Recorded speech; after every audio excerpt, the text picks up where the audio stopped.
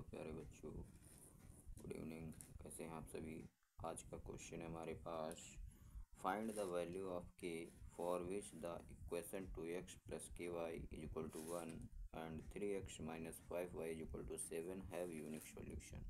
ठीक है, कहता है ये दोनों इक्वेशन जो है एक यूनिक सॉल्यूशन रखते हैं, तो के की वैल्यू फाइंड कीजिए। ठीक है, आइए सॉल्व करते हैं।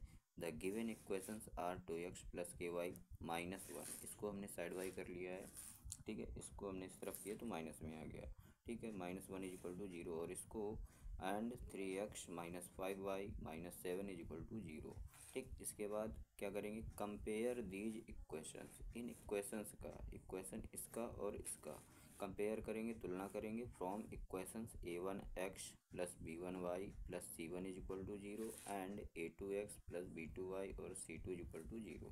और इनसे हमने a1 a2 b1 b2 c1 c2 की वैल्यू निकाल ली। ठीक है, a1 की वैल्यू कितनी आई, 2 आई।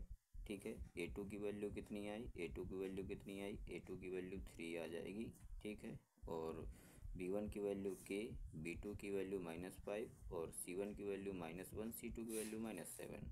ठीक है, अब since condition of unique solution, unique solution के लिए कंडीशन क्या होती है हमारे पास। ठीक है, ये होती है a1/a2 not is equal to b1/b2। जब a1/a2 not is equal to b1/b2 होगा तभी कोई दो इक्वेशन यूनिक सॉल्यूशन रख सकते हैं।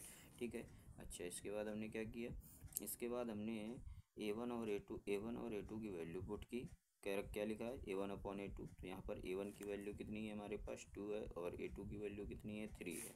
ठीक है, not is equal to b1 की वैल्यू k और b2 की वैल्यू -5 है। ठीक है, तो यहाँ से हमने इसको सॉल्व किया तो ये क्या है, k not is equal to -10/8। इसका क्या मतलब है, इसका मतलब है k की वैल्यू -10/3 नहीं हो सकती है, बाकी कोई भी वैल्यू हो सकती है। यानी कि बाकी किसी भी वैल्यू के लिए दोनों सॉल्यूशंस जो है कैसे होंगे, यूनिक सॉल्यूशन और रखेंगे।